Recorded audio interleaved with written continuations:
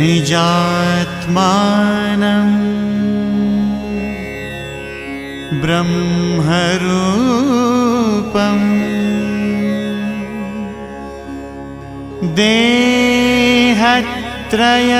देहत्रयविलक्षणम् विभाव्यतेन कर्तव्या भक्तिः कृष्णस्य सर्वदा भक्तिः कृष्णस्य सर्वदा।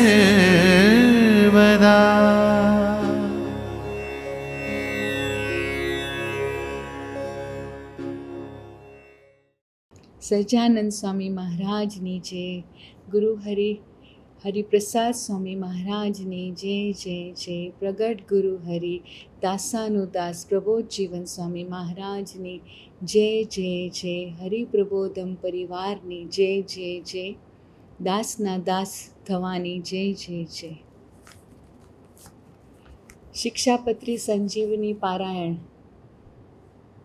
એ શૃંખલા અંતર્ગત આજે આપણને જે સાધક દીદીનો લાભ મળવાનો છે એ એક આદર્શ સાધક છે, જેના હલનચલનમાં, વાણી, વર્તન, વિચારમાં એક ખાનદાની અને એક શાલીનતાનું સહજ દર્શન થાય.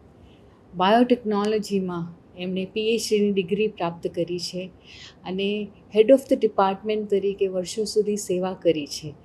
છતાં આ બધા વર્ષો દરમિયાન એ પદ કે પ્રતિષ્ઠાનો એમનામાં કિંચિત સ્પર્શ ના દેખાય એવી સહજતા એમને વરેલી છે.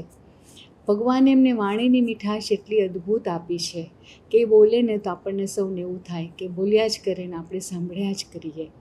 બીજું કે એમને વડીલોનો સ્વીકાર ખૂબ મહિમાથી એ કરે છે કે વડીલો તરફથી આવતી કોઈ બી આજ્ઞા હોય, નાની કે મોટી, તેમાં ખૂબ જ સરળ, ક્યારેય નો શબ્દની, નાનામાં નાની સેવા હોય એ પણ એ બહુ સહજતાથી કરે. બીજું એ બહુ ધ્યેયનિષ્ઠ સાધક છે, ખૂબ ધ્યેય તરફ ગંભીર છે અને એ ખૂબ વિચારને પામે અને એના વિચારોમાં ખૂબ હાઈટ હોય. એટલે આવા સાધક દીદીનો આજે આપણને લાભ મળવાનો છે. એમનું નામ સનાથ દીદી છે. ચાલો આપણે એમનો હવે લાભ લઈએ. જન્મ્યા કૌશલ દેશ વેશ બટનો લઈ તીર્થમાહી ફર્યા, રામાનંદ મળ્યા સ્વધર્મ ચલવ્યો, યજ્ઞાદિ મોટા કર્યા, મોટા ધામ રચ્યા રહ્યા ગઢપુરે, બે દેશ ગાદી કરી, અંતર્ધાન થયા લીલા હરિતણી સંક્ષિપ્તમાં ઉચરી. જેની સાધુ સુવાસ આજ જગમાં શ્રીજી સ્વરૂપે દિશે, ધર્મ જ્ઞાન વૈરાગ્ય ભક્તિ મહિમા એક એકથી શ્રેષ્ઠ છે. બોલે બોલ અમોલ શબ્દ મધુરા સાક્ષાત સુધા તો જરે, એવા સ્વામી હરિપ્રસાદ વિભુને સ્નેહે નમી સૌતરે. જેના દિવ્ય સુદિવ્ય જે ચરિત્રમાં વિલસી હરિ તો રહ્યા, સંબંધે થઈ શૂન્ય જે વિચરતા દાસત્વ ધારી રહ્યા. આપે અક્ષર સુખ ભક્ત જનને સુહૃદ બની સર્વદા, એવા સ્વામી પ્રબોધદાસ ગુરુને ભૂલકા સહુ સેવતા. સહજાનંદ સ્વામી મહારાજ કી જય, અક્ષર પુરુષોત્તમ મહારાજ કી જય, શાસ્ત્રીજી મહારાજ કી જય, યોગીજી મહારાજ કી જય, ગુરુ હરિપ્રસાદ સ્વામી મહારાજ કી જય જય જય. પ્રગટ ગુરુ હરિ દાસાનુદાસ પ્રબોધ જીવન સ્વામી મહારાજ કી જય જય જય. હરિપ્રબોધમ પરિવાર કી જય જય જય. દાસના દાસ બનવાની જય જય જય.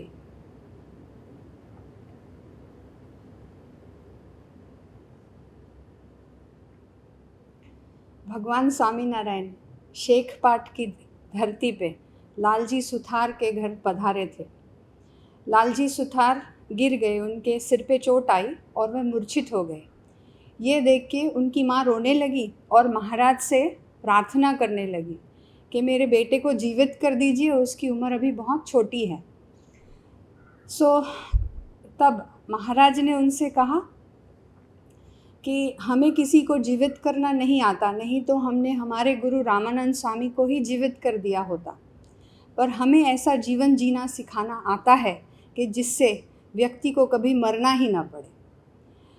हम निरंतर जीवन में निरंतर जीवित रहें, हमारी हर एक क्षण शाश्वत बने, हमारी हर एक क्षण प्रभु की तरफ चले। उसके लिए महाराज ने संजीवनी रूप शिक्षा पत्री हमें भेंट में दी है और उसका 114वां श्लोक में महाराज ने बतलाया है कि विद्याधिक गुण वाले गुणवान पुरुष का यही परम फल है कि भगवान की भक्ति करना और सत्संग करना। भक्ति और सत्संग के बिना विद्वान का भी अधःपतन होता है। महाराज ने भक्ति और सत्संग करने को कहा। भक्ति मतलब क्या?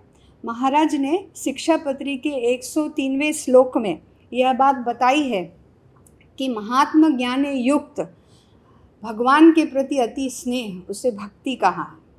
तो ये महिमा भगवान का जो है वो हमें कौन सिखाएगा? उनके साथ जो दृढ़ स्नेह करना है वो हमें कौन बताएगा? उसके लिए संत समागम चाहिए। इसलिए महाराज ने कहा सत्संग करना। सत्संग मतलब सत्पुरुष का संग, ऐसे बड़े संत का आश्रय करना, उनके वचनों का पालन करना, उनके साथ आत्मबुद्धि और प्रीति रखना, वह सत्संग है। इसलिए महाराज ने यहाँ पे कहा कि जो ज्ञानी है उसके जीवन में भी अगर सत्संग और भक्ति नहीं है तो उसका अधःपतन होता है। धोड़का गांव में काशीनाथ करके एक पंडित रहते थे। वह काशी से पढ़ के आए थे, इसलिए उनका नाम काशीनाथ था। उन्होंने धोड़का में एक संस्कृत की पाठशाला स्थापित की, जहाँ पे देश विदेश के 300 ब्राह्मण विद्यार्थियों को वो रख के पढ़ाते थे। बाजू में उनका घर था। जब काशीनाथ 58 बरस के हुए तभी उनके घर एक पुत्र का जन्म हुआ। उनका नाम उन्होंने रखा पुनरिक। ये जब 6 बरस का हुआ, एक बार खेलते खेलते पुनरिक रसोई घर में पहुंच गया और वहाँ तेल का कुंड भरा हुआ था, उसमें वह गिर गया और उसकी मृत्यु हुई। जब उसकी माँ उसे ढूंढते ढूंढते रसोई घर में आई और उसने अपने बेटे को मृत देखा, तभी उसको बहुत सदमा लगा और उसने भी आत्महत्या कर ली। काशीनाथ तो ज्ञानी थे, पर जब उनको अपने पुत्र और पत्नी की मृत्यु का मैसेज मिला, वो बहुत उदास हो गए। शास्त्रों को पढ़ने वाले वो व्यक्ति थे, शास्त्र पढ़ाने वाले, उसका अध्ययन किया था, अध्ययन करवाते थे, ऐसे व्यक्ति थे। मगर शास्त्र के कोई शब्द उनको काम नहीं आए और उन्होंने भी आत्महत्या कर ली, जिसके परिणाम स्वरूप वह ब्रह्म राक्षस बने। और बाद में धीरे धीरे वो अपने ही विद्यार्थियों को परेशान करने लगे, बहुत लोगों की जान ली और धीरे धीरे ये पूरा मकान भूतिया हो गया, यहाँ कोई आता जाता नहीं था। एक बार गोपालानंद स्वामी अपने संत वृंद के साथ धोड़का पधारे और भगवान स्वामीनारायण की जो परंपरा है, जिसमें स्त्री पुरुष की मर्यादा भगवान ने दी है, उसका पालन हो, उसके अनुसार वो ठहरने की जगह ढूंढने लगे। तभी कुछ बच्चे खेल रहे थे, उसमें एक ने ये मकान का पता बताया। तो गोपालानंद स्वामी सभी संतों के साथ इस मकान में ठहरे। वह बहुत समर्थ पुरुष थे। जैसे ही उन्होंने मकान में पैर रखा, उनको पता चल गया कि यहाँ भूतों का वास है। और रात को जब संत लोग भजन कर रहे थे, तब राक्षसी आवाज़ आने लगी। इसलिए गोपालानंद स्वामी ने वो संतों के आसपास एक लकीर खींची और कहा कि आप डरे नहीं, इससे बाहर मत निकलना। और उसके बाद गोपालानंद स्वामी वो ब्रह्म राक्षस को बुला के उससे बातें करने लगे। वह ब्रह्म राक्षस बहुत दुखी था। उसने गोपालानंद स्वामी को बहुत प्रार्थना की, उनके पास रोया, गिड़गिड़ाया और कहा कि मुझे इस योनि में से मेरी मोक्ष करवा दीजिए। तब गोपालानंद स्वामी ने कहा कि भगवान अभी धरती पर विचरण कर रहे हैं और अभी गढ़ा की धरती पर वह मंदिर बना रहे हैं, मंदिर का निर्माण कर रहे हैं और वो मंदिर निर्माण कार्य में आप जाके सेवा करो। तो ब्रह्म राक्षस अपने साथ वो 300 भूतों को लेके गढ़ा पहुंच गए और उसकी जो सीमा में खाइयाँ थी उसमें रहने लगे। रात को जब सब सो जाते थे तब वह लोग घेला नदी के किनारे से बड़े बड़े पत्थर उठा के जहाँ मंदिर निर्माण हो रहा था वहाँ जाके ढेर बना देते थे। तो जो संतों और भक्त थे उन लोगों को बहुत आश्चर्य हुआ और वो लोगों ने महाराज से प्रश्न पूछा कि महाराज, रात को तो कुछ नहीं होता है, सुबह पत्थरों का ढेर लग जाता है, ये सेवा करता कौन है? तब महाराज मुस्कुराए और कहा, गोपालानंद स्वामी अपने साथ सेवकों को ले आए हैं, वह ये सेवा करते हैं। अंतिम दिन मैं आप सबको उनके दर्शन करवाऊंगा। और जब मूर्ति प्रतिष्ठा उत्सव पूरा हुआ तब महाराज संतों और भक्तों को लेके घेला नदी के किनारे पहुँचे और गोपालानंद स्वामी को कहा, अपने सेवकों को बुलाओ। तो जब गोपालानंद स्वामी ने उनको बुलाया तो सभी ने भूतों के दर्शन किए और महाराज ने उन पे पानी छिड़क कर उनका मोक्ष किया। और फिर महाराज उनको सत्संग में जन्म मिलेगा। तो इतने ज्ञानी काशीनाथ थे, मगर अपनी पत्नी और पुत्र का जो मोह, जो ममत्व है, इसके कारण उनका अधपतन हुआ, उनकी अधोगति हुई। पर गोपालानंद स्वामी का योग हुआ और भगवान स्वामीनारायण ने उनका मोक्ष किया। तो जो संसार का मोह है वो सत्संग के बिना कभी टलता नहीं और मोह टले बिना कभी प्रभु की प्राप्ति होती नहीं है। और इसलिए कहा गया है कि ये धरती की कोई भी समृद्धि हमारे पास हो, मगर जीवन में सत्संग और भक्ति नहीं तो ये सब व्यर्थ है। 1970s में एल्विस प्रेस्ले करके एक बहुत फेमस पॉप स्टार हो गए और वो जब 20 साल के थे तब उनके पास $50,000 की प्रॉपर्टी थी, 7 कार थी और हर कार में डायमंड जड़े हुए थे। उनकी इतनी सारी समृद्धि थी कि 25 साल के जब हुए तब उनके पास अपना प्राइवेट जेट था। वो अलग अलग कंट्रीज़ में जाके अपने शो करते थे और उनकी मान सम्मान इतना था कि वो जिस कंट्री में जाते थे वहाँ के प्रधानमंत्री उनको रिसीव करने एयरपोर्ट पे आते थे। वो अपना शो पूरा करके अपना जैकेट निकाल के जब क्राउड में फेंकते थे तो लोग उसकी छोटी छोटी चिंदियाँ बना के अपने घर ले जाते थे कि हम एल्विस प्रेस्ले का शो अटेंड करके आए हैं।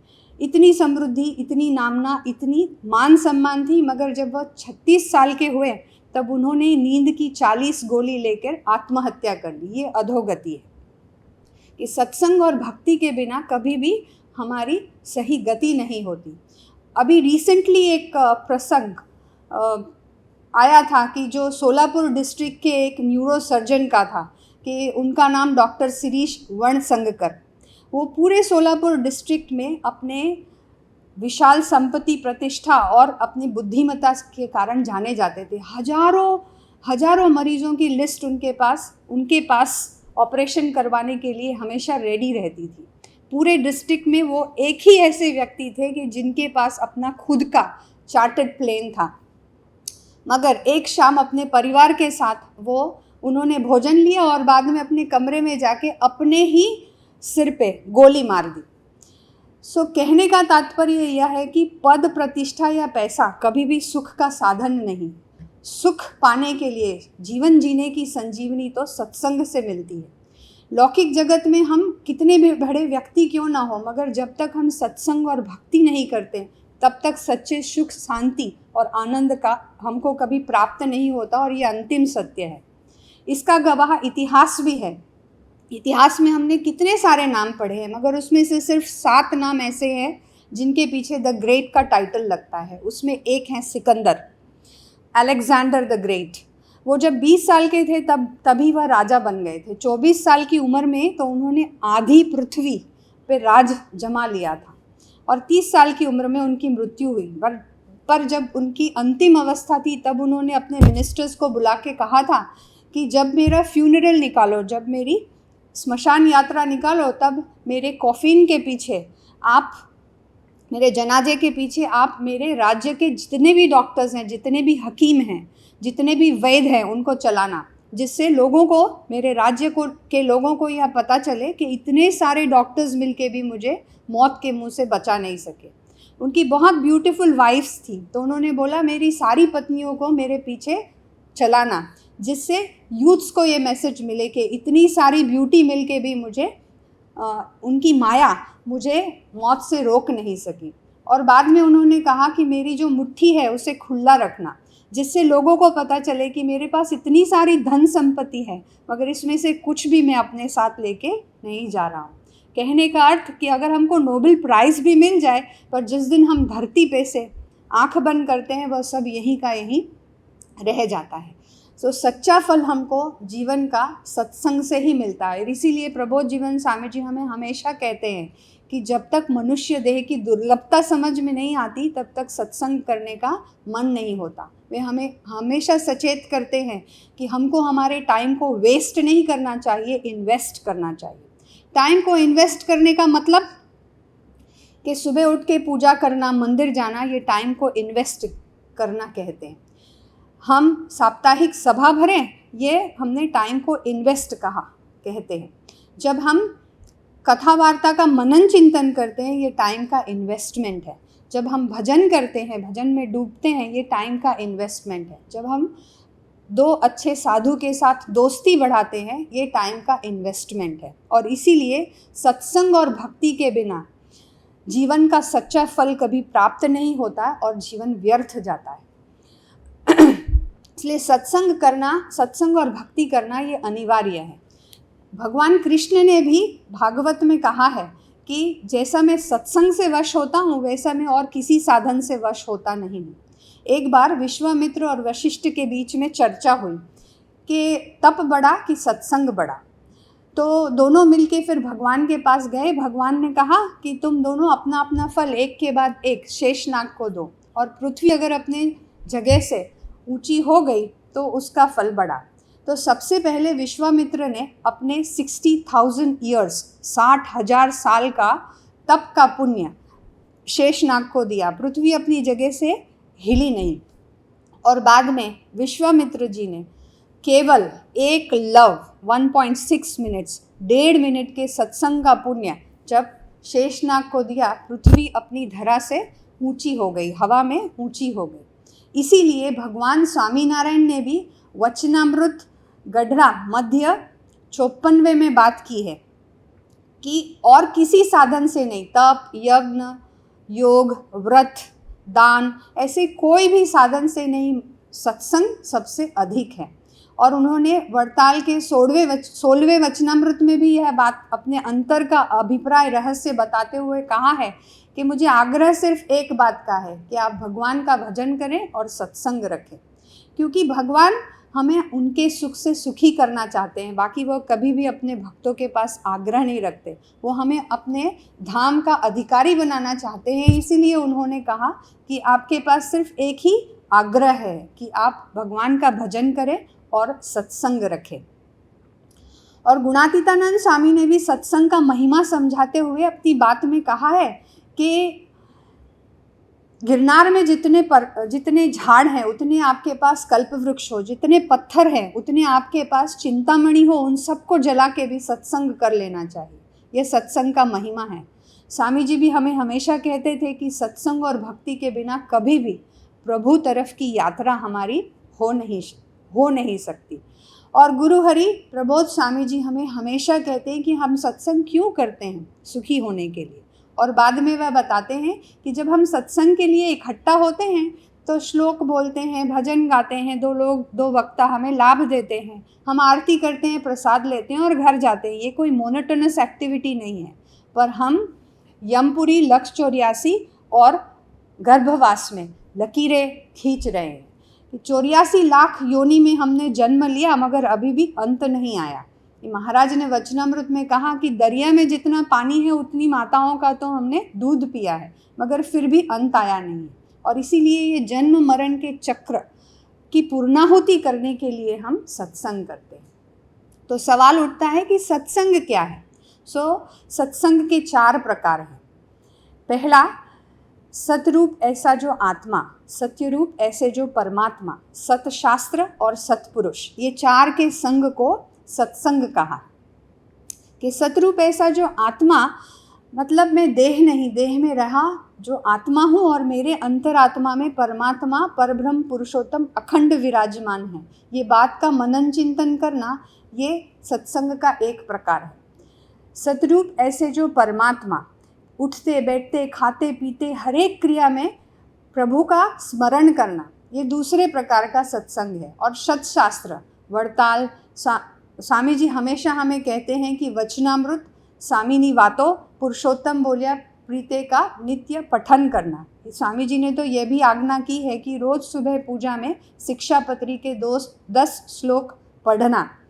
महाराज से लेके गुणातीत पुरुषों के जीवन को पढ़ना, उसको विचारना, उसमें डूबना, ये तीसरे प्रकार का सत्संग है। और ये तीनों प्रकार के सत्संग को पोषण करता हुआ चौथा प्रकार है सत्पुरुष का संग। क्योंकि सत्पुरुष के संग करने से ये तीनों प्रकार के सत्संग का पोषण होता है, और इसीलिए सत्पुरुष को सत्संग का पर्याय कहा है। ऐसा कहा जाता है कि कलयुग में राई का जो दाना है उसको अगर हम गाय के सींग में रखें और वो जितने पल वहाँ पे रहता है उतने पल का भी अगर हमको सत्पुरुष का योग हो जाए तो हमारे करोड़ों जन्म के पाप धुल जाते हैं। तुलसीदास जी ने कहा है, एक घड़ी आधी घड़ी आधी में पूनी आध, तुलसी संगत संत के कटे कोटि अपराध। कि संत समागम का ऐसा महिमा है कि वह प्रभु स्मरण से भी अधिक गिना गया है। कि आधी घड़ी संत संगत आधी घड़ी सुमिरन वर्ष 50, संत संगत आधी घड़ी सुमिरन वर्ष 50, वर्षा वर्ष से एक घड़ी रेट फिरत चारों मास। मतलब भगवान का 50 साल का स्मरण और सिर्फ आधी घड़ी का संत के साथ का समागम को बराबर कहा गया है। क्योंकि संत समागम के बिना बड़े बड़े लोग बंधन में आ गए हैं। भरत जी अपना सारा राजपाट को त्याग करके गंडकी नदी के किनारे प्रभु को पाने के लिए तप करने बैठे, पर वहाँ भी उनका मृग से बंधन हो गया। और इसलिए तुलसीदास जी ने कहा है कि एक मृग के कारणे भरत धरे 3 देह, एक मृग के कारणे भरत धरे 3 देह, तुलसी उनकी कौन गति जो घट घट करत स्नेह। कि हम तो ये कलयुग में चारों तरफ से माया की प्रवाह में जी रहे हैं, तो हमारे लिए तो सत्संग और भक्ति अनिवार्य बन जाती है। और सत्संग और भक्ति के बिना कभी भी जीव की जो बीमारी है वो दूर नहीं होती। और हमने इतिहास में भी यह देखा है कि वाल्मीकि डाकू थे, मगर उसी जन्म में उनको सत्संग का योग हो गया और वो वाल्मीकि ऋषि बन गए। कि तुलसीदास जी को संसार में बहुत आसक्ति थी, मगर हनुमान जी जैसे संत मिले और वो बदल गए और हमें रामायण जैसा ग्रंथ दे दिया। कि परीक्षित राजा को की तो मृत्यु निश्चित थी, उनको तो श्राप मिला था, मगर सुखदेव जी जैसे अवधूत संत का उन्होंने समागम किया तो भगवान का साक्षात्कार हो गया और मोक्ष को उन्होंने प्राप्त कर लिया। और इसीलिए महाराज ने भी वचनामृत के हर एक पन्ने पे संत समागम का महिमा कहा है। कि वचनामृत गढ़ा प्रथम 44 में महाराज ने कहा कि भगवान के लिए दृढ़ प्रीति, भगवान के प्रति दृढ़ प्रीति होने का कारण संत समागम है। उसी तरह महाराज ने वचनामृत प्रथम 51 में बात की है कि इंद्रिय अंतःकरण को पुरुषोत्तम रूप कर दे अगर सच्चे संत का संग मिले और वो कहे वैसा हम कर ले तो। प्रथम के 54वें वचनामृत में महाराज ने 54वें वचनामृत में महाराज ने संत को मोक्ष का द्वार बताया है। ये गढ़ा प्रथम 60वें वचनामृत में महाराज ने कहा कि एकांतिक संत के द्वारा ही एकांतिक धर्म हमारे जीवन में सिद्ध होता है। उसी तरह वचनामृत प्रथम 68 में महाराज ने ये बात की है कि संत में ही प्रभु की मूर्ति अखंड रहती है। सारंगपुर के 7वें वचनामृत में तो महाराज ने कहा है कि जहाँ संत दिखते हैं वही नैमिषारण्य क्षेत्र है।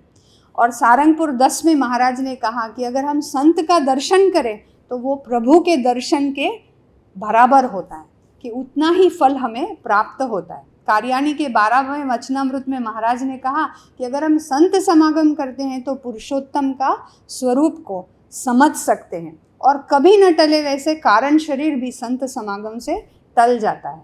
तो यही बातें गुणातीतानंद स्वामी ने भी अपनी बातों में कही है कि करोड़ जन्म की कसर अगर हो तो वह भी अभी टल जाए और ब्रह्मरूप हो जाए अगर सही सच्चे संत, उन्होंने वर्ड यूज़ किया है कि खरे खरा संत, इस सच्चे संत का योग हो जाए और वो कहे वैसा हम करें तो हमने स्वामी जी की भी परावाणी हमेशा सुनी है। उन्होंने हमेशा हमसे कहा है कि अगर आप भगवान राम को मानते हैं तो आपके जीवन में हनुमान जी जैसे संत चाहिए। अगर आप भगवान कृष्ण के भक्त हैं तो आपके जीवन में सुखदेव जी जैसे संत चाहिए। अगर आप शिव जी को मानते हैं तो गणपति जैसे साधु की गोद हमें चाहिए। अगर हम भगवान स्वामीनारायण के उपासक हैं तो गुणातीतानंद स्वामी जैसे संत हमारे जीवन में चाहिए चाहिए और चाहिए। इसी बात को समझाते हुए प्रबोध स्वामी जी ने एक बार एक युवक को कनाडा में कहा था कि संत के साथ मित्रता यही रियल इंटेलिजेंस है, बाकी सभी चीज़ें वो आर्टिफिशियल इंटेलिजेंस है। इसलिए हमको सवाल उठता है तो हमको संत समागम क्यों करना चाहिए, इससे क्या फ़ायदा होता है। तो एक बार एक कांतिलाल भट्ट करके एक मुंबई के पत्रकार थे। उन्होंने स्वामी जी से ये प्रश्न पूछा था कि हमारे जीवन में संत की क्या आवश्यकता है, और उन्होंने ये कहा था कि आप एक ही वाक्य में इसका जवाब दीजिएगा। और तब स्वामी जी ने उनको बताया कि ज्ञान को विज्ञान में ले जाने के लिए हमें संत चाहिए, कि हमारे में ज्ञान तो है मगर उसको वर्तन में जब हमको उतारना है तो उसकी ताकत हमें संत देते हैं।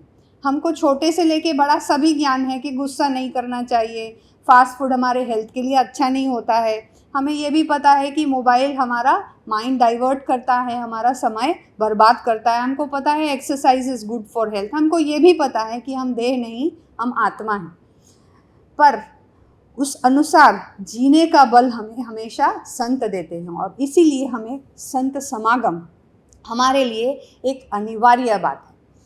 एक बार स्वामी जी एक आई हॉस्पिटल के इनॉग्रेशन में गए थे। द विजन करके एक हॉस्पिटल थी, वहाँ ठाकुर जी की हार विधि हुई, पूजन हुआ, और उसके बाद वो जो डॉक्टर्स की टीम थी वो स्वामी जी के पास आशीर्वाद लेने आए और उन्होंने कहा कि स्वामी जी हम सभी मरीजों को ठीक कर सके और ये हॉस्पिटल में आने वाले हर दर्दियों का दर्द दूर हो जाए, ऐसे आप आशीर्वाद दीजिए।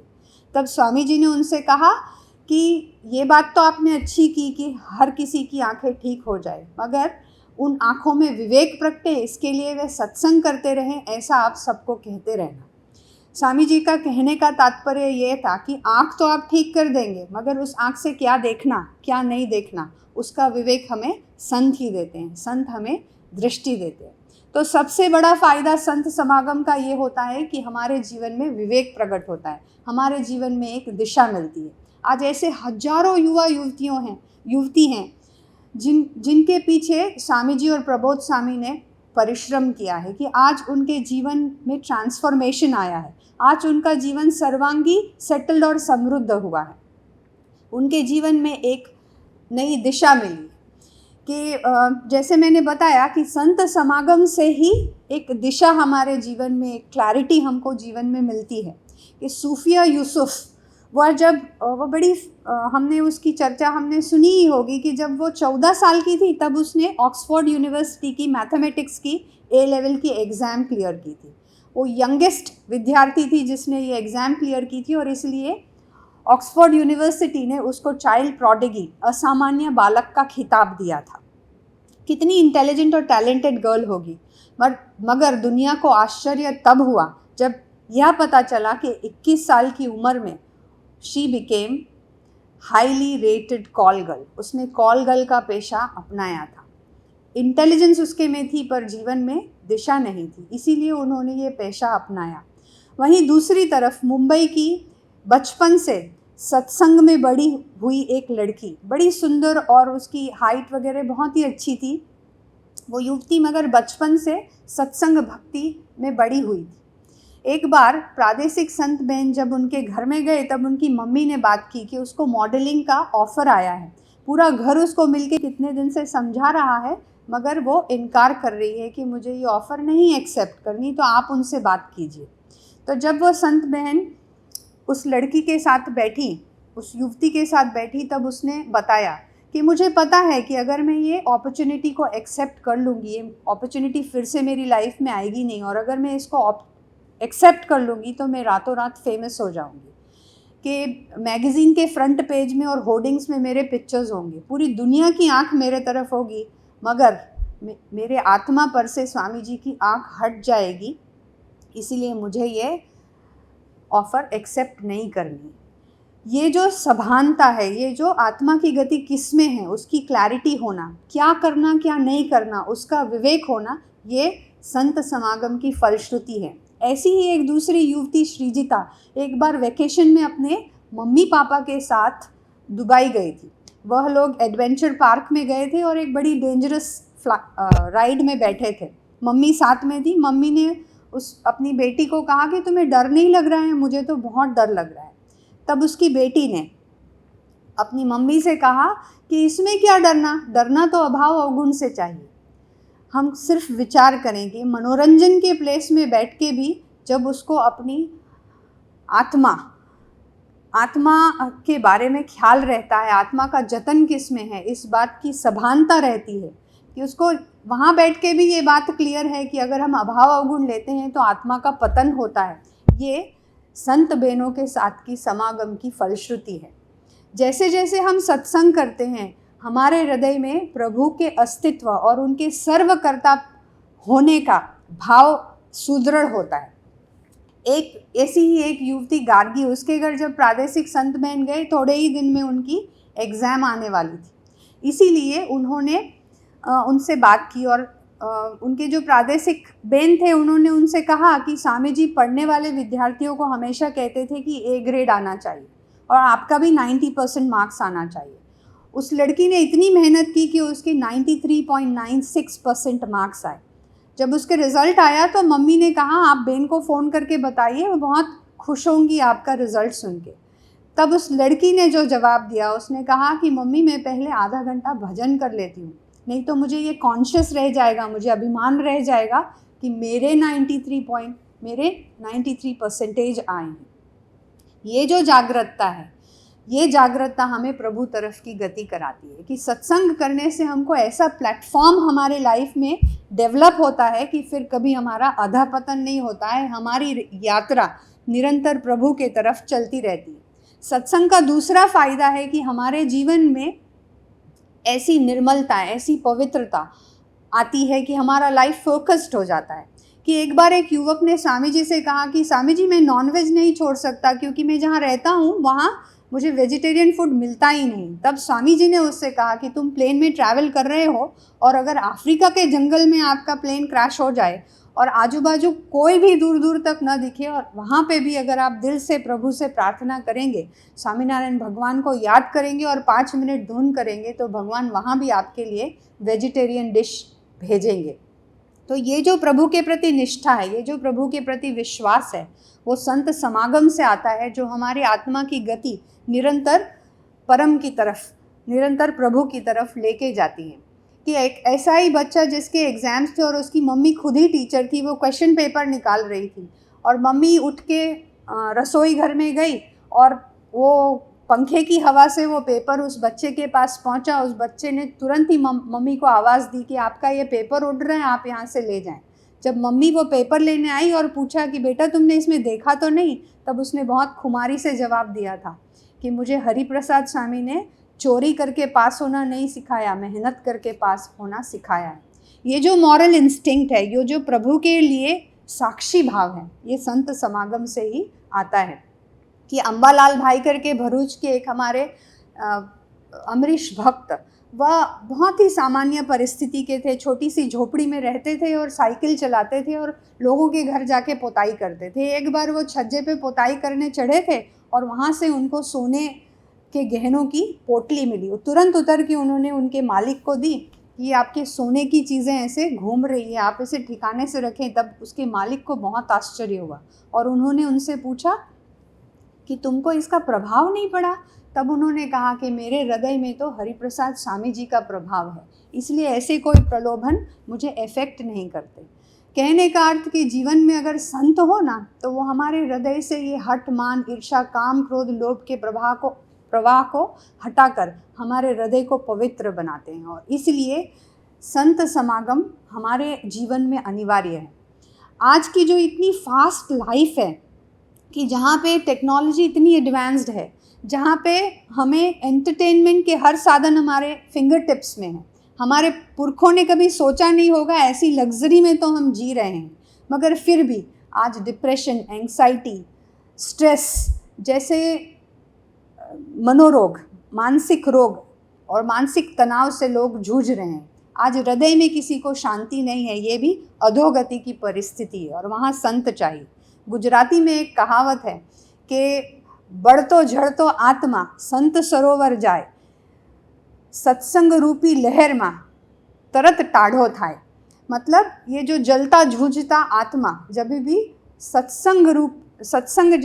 संत जैसे सरोवर के पास जाता है तो सत्संग रूपी लहर से वो तुरंत ही ठंडा हो जाता है।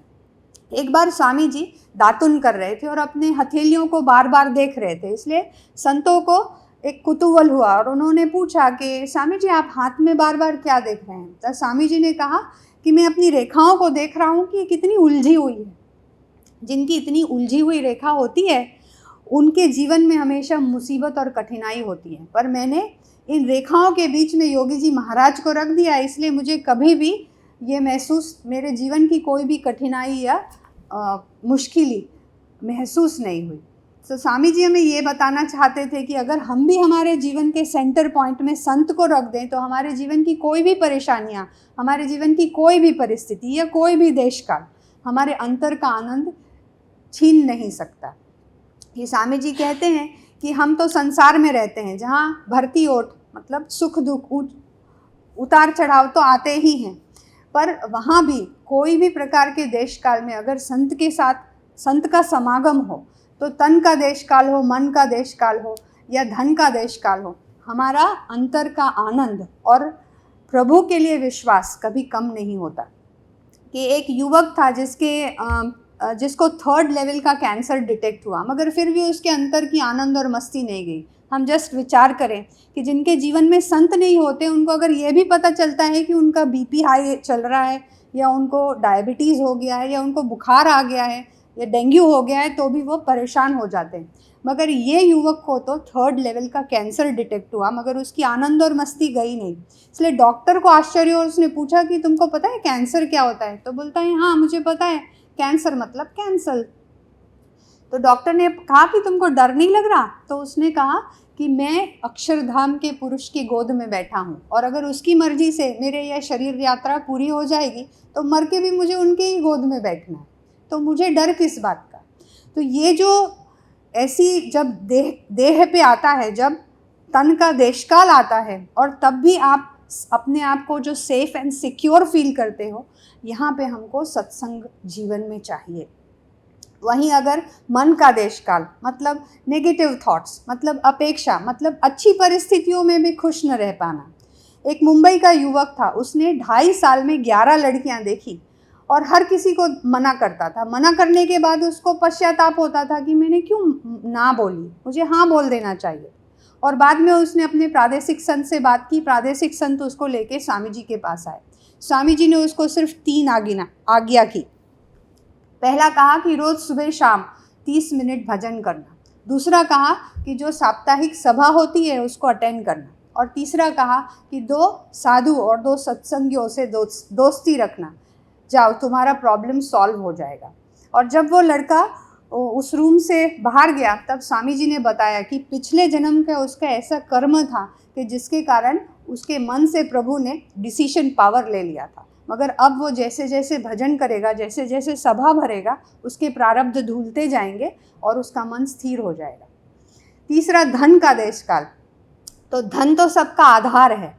एक युवक जो लंदन में यहाँ से लोन लेके पढ़ाई करने गया और बाद में पढ़ाई करते करते जॉब भी मिल गई।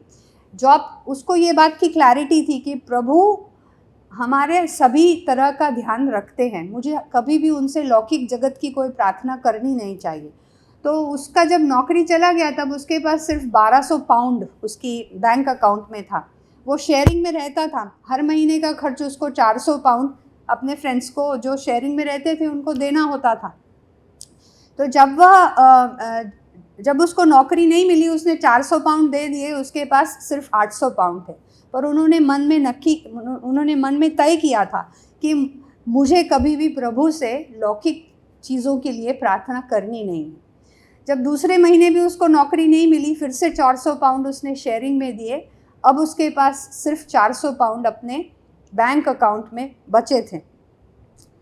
फिर भी उसको यह मन नहीं हुआ कि मैं स्वामी जी से प्रार्थना करूं कि मुझे नौकरी दिलवा दे या मुझे इस तरह का धन का देशकाल है। और उसने अपनी निजी ज़िंदगी जैसी सभा भरना, पूजा करना, वह सब चालू रखा। तीसरे महीने भी उनको जॉब नहीं मिली। अब उनके पास $400 थे, अगर वो 400 पाउंड थे, अगर वो सब कुछ दे देता तो उसका बैंक अकाउंट बंद हो जाता। इसलिए उसने 350 पाउंड अपने खाते में से अपने फ्रेंड्स को दिए और बोले अगले महीने में 50 ज़्यादा दे दूँगा। अब अगर हम सोचें तो उनका बैंक बैलेंस ज़ीरो था, फिर भी उनके मन में चिंता की लहर नहीं उठी। और इसीलिए बाद में भगवान को चिंता हुई और सामने से उनको एक फ़ोन कॉल आया कि 2 महीने पहले आपने हमारे यहाँ इंटरव्यू के लिए अप्लाई किया था, तो आज आपका अभी हम टेलीफोनिक इंटरव्यू ले लेते हैं। और उनको वहीं ऑन स्पॉट जॉब मिल गई।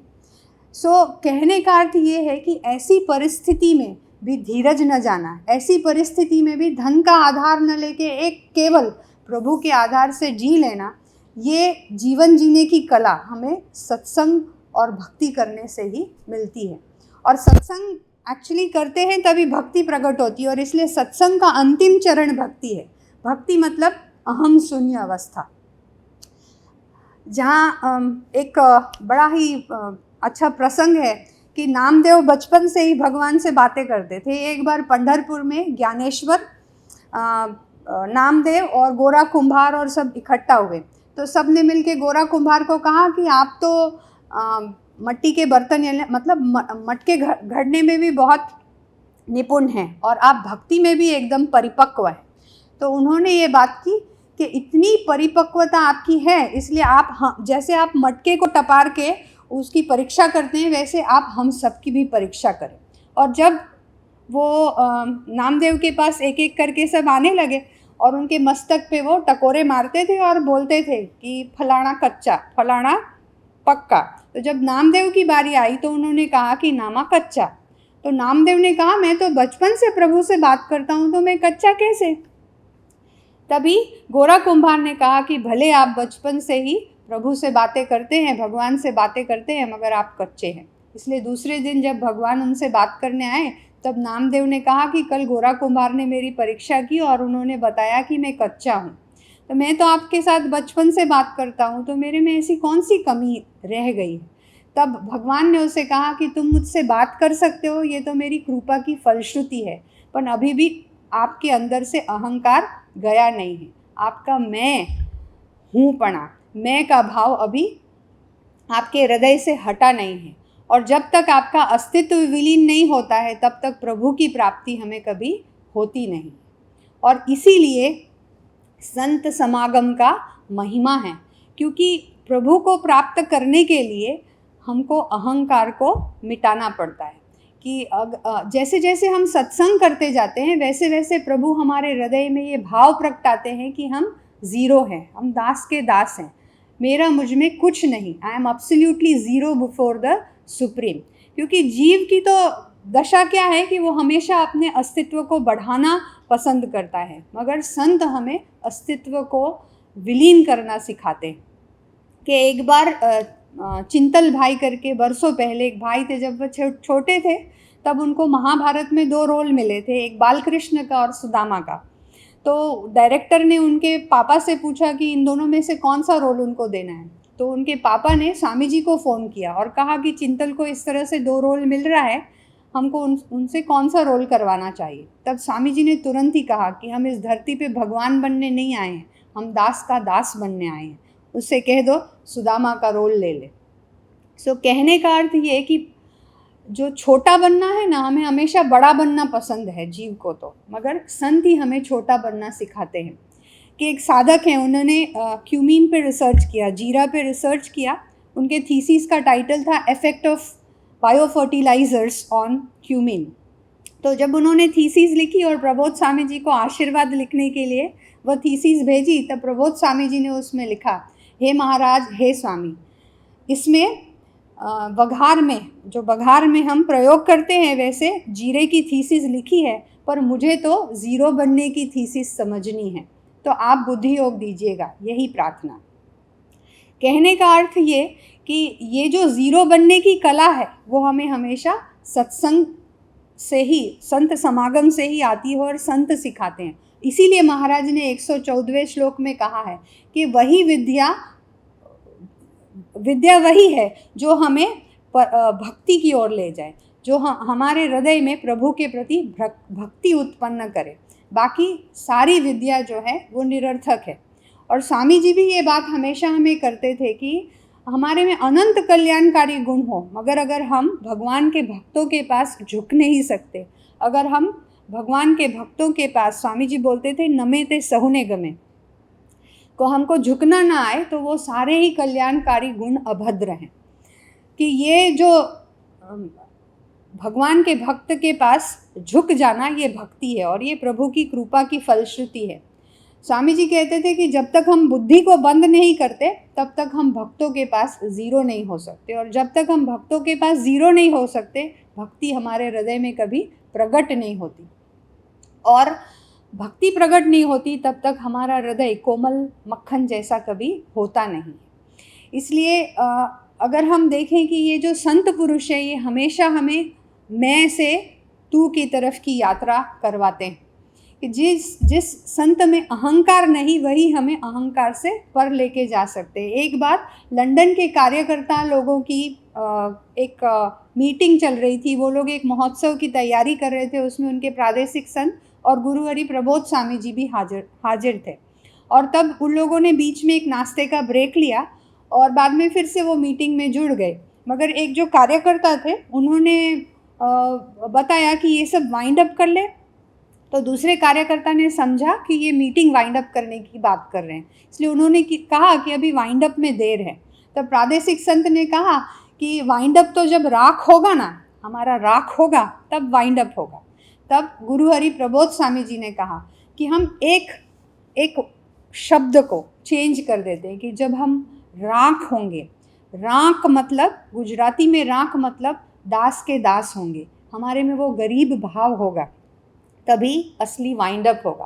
प्रबोध स्वामी जी हमें यह कहना चाहते थे कि देह की राख हो जाने से देह के रिलेटेड जो भी कार्य हैं वो समाप्त होते हैं, उससे आत्मा की यात्रा समाप्त नहीं होती।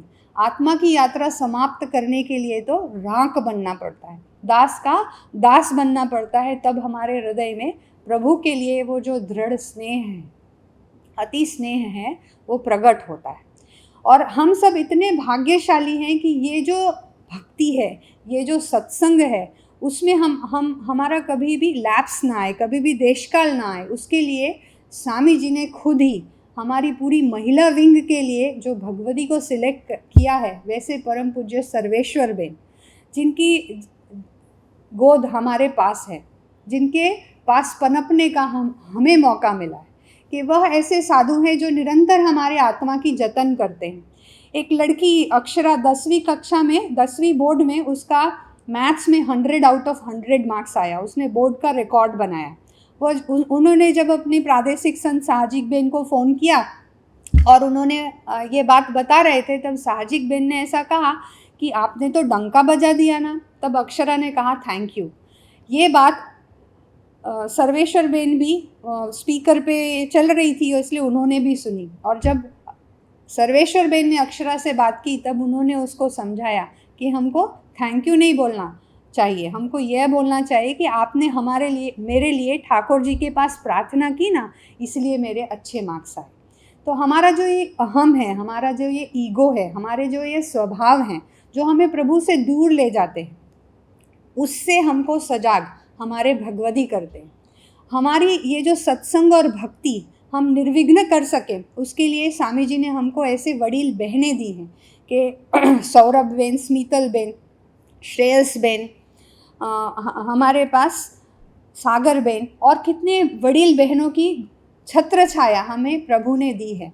और हमारी ये सत्संग और भक्ति में हम नित्य वृद्धि करते रहे, नित्य हम आगे बढ़ते रहे, नित्य हम प्रभु के साथ संबंध दृढ़ करते रहे, उसके लिए स्वामी जी ने हम सभी को प्रादेशिक संत बहन दिए हैं, ऐसे कार्यकर्ता, ऐसे लीडर दिए हैं।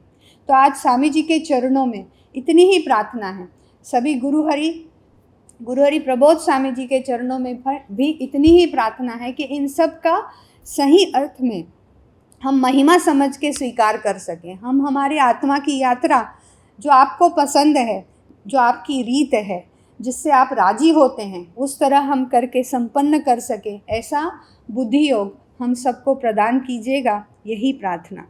सहजानंद स्वामी महाराज की जय, हरिप्रसाद स्वामी महाराज की जय, प्रबोध जीवन स्वामी महाराज की जय जय जय।